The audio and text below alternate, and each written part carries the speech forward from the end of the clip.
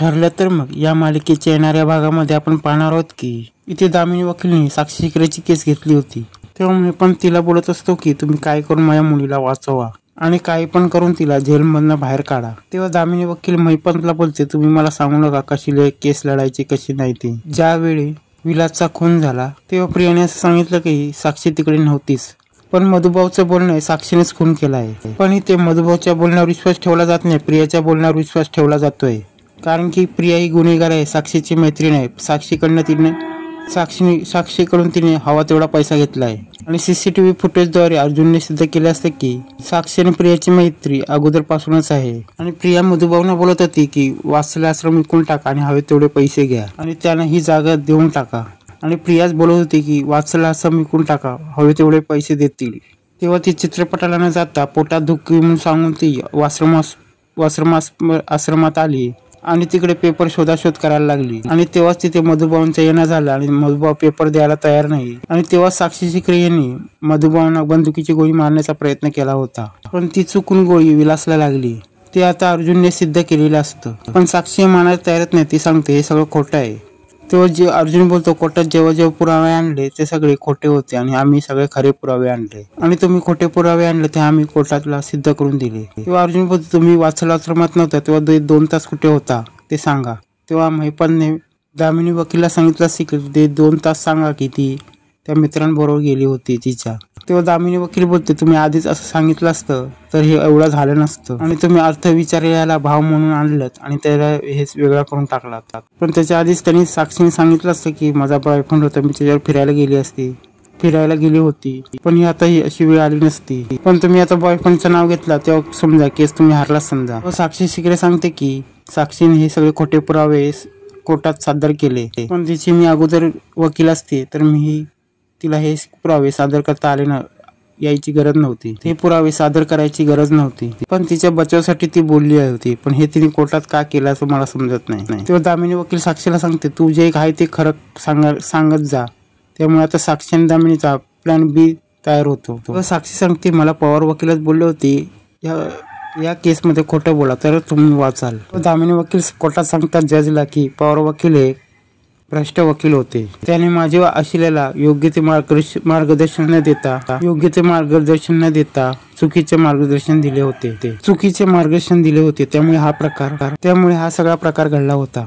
त्याच वेळेला प्रियाला त्यांनी सांगितलं असं तुम्ही सत्याने ही केस त्यामध्ये माझ्या आशिल खोटं बोलला असेल ते आशिलाची चुकी नाही तर ती पवार वकिलाची चुकी आहे, ती पवार वकीलची चुकी आहे। तेव्हा अर्जुन साक्षीला सांगतो तुम्हाला पवार वकिलांनी खोटं बोलायला सांगितलं, तुम्हाला खोटं बोलायचं नव्हतं, पण तुम्ही 2 तास कुठे गेला होता। तेव्हा दामिनी वकील बोलते आता सगळं स्टेप बाय स्टेप चाललेलं आहे, त्यामुळे माझ्या आशेला ते 2 तासाचं काय तुम्ही सांगू नका, त्यामुळे ह्यासाठीची ही पुढची वेळ आहे, याच्यामुळे तुम्ही आता गप्प बसा। त्यामुळे दामिनी वकील सांगते की या सगळ्यामध्ये माझ्या आशेला पूर्णपणे गुन्हेगार मुक्त आहे, त्यामुळे तिचा जामीन मान्य करावा। तेव्हा अर्जुन विचारायला होतो की काय पण करून हिला जामीन मिळाला तर पुढच्या केसची तारीख भेटणे खूप कठीण आहे। तेव्हा अर्जुन सांगतो की 3 वेळा तुम्हाला खोटं बोलायला त्या पवार वकिलाने सांगितलं। तेव्हा दामिनी वकील सांगते की मी जे मध्ये बोलले होते अर्जुनचं लक्षात नव्हतं, कारण की 3 वेळा त्या पवार वकिलाने साक्षीला खोटं बोलायला सांगितलं होतं। तेव्हा अर्जुन बोलतो की तुम्ही 2 तास गायब होता तेव्हा तुमचे वकील रविराज किल्लेदार होते आणि जेव्हा तुम्ही दारू पिऊन आलात दुसऱ्या टायमाला पण तुम्ही काय ते खोटे बोललात, त्या टायमाला पण रविराज हेच तुमचे वकील होते। तेव्हा इथे दामिनी वकील गडबडते, तेव्हा त्यांना साक्षी 2 वेळा खोटं बोलत असते तेव्हा ते रविराज किल्लेदार हे वकील असतात। तेव्हा केस ही अर्जुनने पहिल्या झटक्यातच एकदम फिरवून टाकलेली असते। रविराज किल्लेदारांना समजलं की साक्षी शिकरे ही सगळं खोटं बोलत, त्यामुळे त्यांच्यानी केस सोडली होती। हे विचारल्यावर ती साक्षी तत्पप करायला लागते। तेव्हा साक्षी सांगते मी रविराज किल्लेदारांचं नावच घेत नाहीये। तेव्हा अर्जुन सांगतो तुम्ही पवार वकिलांना का सोडताय, तुम्हाला रविराज किल्लेदार हे वकील लाभले होते तेव्हा पण तुम्ही खोटं बोललाच होता। तेव्हा अर्जुन जजना बोलतो मला रविराज किल्लेदार यांना कोर्टात बोलण्याची परवानगी द्यावी, मला त्यांची चौकशी करायची की त्यांनी साक्षी शिकरे यांची केस का सोडली। तेव्हा रविराज बोलतात की मी तिची केस घेतली होती पण तिने खोटं बोलत आहे आणि हे मला सगळं समजलं, त्यानंतर मी ती केस सोडायचं ठरवलं आणि ती या सगळ्यामध्ये पवार वकिलांनी खोटं बोलायला सांगितलं, पण मी तिला कधीच खोटं बोलायला सांगितलं नव्हतं. त्यामुळे खुद्द रविराज हे सगळं बोलत असताना जज पण विचारात पडतात. तेव्हा अर्जुन जजला सांगतात, मी पुढच्या वेळेला पवार वकीलला नाही तर आताच त्यांना बोलवायला मी तयार आहे. तेव्हा दामिनी वकील गडबडते आणि साक्षी शिकरे बोलते, मला तसं हे नाही, पवारांनीच मला हे सांगितलं होतं. तेव्हा अर्जुन बोलतो, तुम्ही कोर्टामध्ये एक्सप्लेन करा, तुम्ही पहिले 2 खोटे का बोलले होता. तेव्हा रविराज किल्लेदार उभे राहतात आणि बोलतात, हे सगळं चाललंय ते खोटं आहे, कुठलाही वकील खोटं बोलायला सांगत नसतो. तेव्हा रविराज बोलतात, त्यावेळेला ही खोटं बोलत होती आणि आता पण ही खोटं बोलते. त्यावेळेला ही 2 वेळा खोटं बोलली होती म्हणून मी केस सोडली होती आणि आता पण ती सगळं खोटंच बोलत आहे. तेव्हा अर्जुन साक्षी शिकरेला बोलतो, तुम्ही 2 वेळा खोटं का बोललात, हा डाव कोणाचा होता. तेव्हा साक्षी गडबडते आणि बोलते, हा डाव माझाच होता. आणि साक्षी शेवटी कबूलच करते आणि साक्षी शिकरे इथेच अडकते. आणि तेव्हा अर्जुन अग्रीमेंट करायला लागतो आणि बोलतो, तेव्हा अर्जुन बोलतो, ही माझं नमूद करावं की साक्षी शिकरे यांनी कोर्टात साक्षी शिकरे जे पण बोलले ते सगळं खोटं होतं आणि तिने पुरावे आणले ते पण सगळे खोटे होते. तेव्हा दामिनी वकील सांगते, रविराज किल्लेदार मला माहित नव्हतं की केस हँडल करत होते.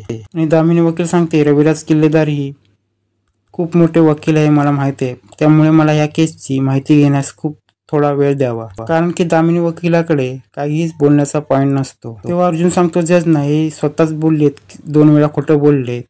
तेव्हा रविराज बोलतो, मी अर्जुनच्या ह्याच्यावर सहमत आहे. तेव्हा रविराज सांगतात की शिवानीने मला सांगितलं होतं की त्यावेळी तिला फोर्स केला होता, मी पण शिकरे आणि साक्षी शिकरे तिला फोर्स केला होता, त्यामुळे मी अर्जुनला सपोर्ट करतोय आणि मी सच्चा वकील असल्यामुळे या केसमध्ये मी काही आडपत्र काळा आड आणू शकत नाही. त्यामुळे साक्षी शिकरे हे सगळं खोटं बोलतात आणि मी हे सगळं कोर्टात आणू इच्छितो, पण कोणी केला या केस बद्दल मला माहित नाही, पण साक्षी शिकरे या सगळं खोटं बोलतायत. त्यामुळे आता रविराजांनी सत्याची साथ देत अर्जुनला फुल टू सपोर्ट केलेला असतो. त्यामुळे रविराज आपली बाजू म्हणून हे अर्जुनला सपोर्ट करतात आणि ते बाजूला होतात. त्यानंतर अर्जुन साक्षीकडे जातो आणि बोलतो, तुम्ही ज्या केसमध्ये खोटं बोललात ते सगळं समोर आलेलं आहे, त्यामुळे आता एक बाकी राहिलंय की तुम्ही या 2 तासामध्ये कुठे गेला होता. तेव्हा साक्षी सांगते, मी ते 2 तासाचं जेवढं पण खोटं बोलले, पण ते 2 तासाचं मी सत्य नाही सांगू शकत. तेव्हा अर्जुन सांगतो की तुम्ही हे सत्य कोर्टात सांगू शकत नाही, मग त्या सत्याचा उपयोग काय, त्यामुळे तुम्ही खोटं बोलतात हे सिद्ध होतंय. त्यामुळे साक्षी हलबडते आणि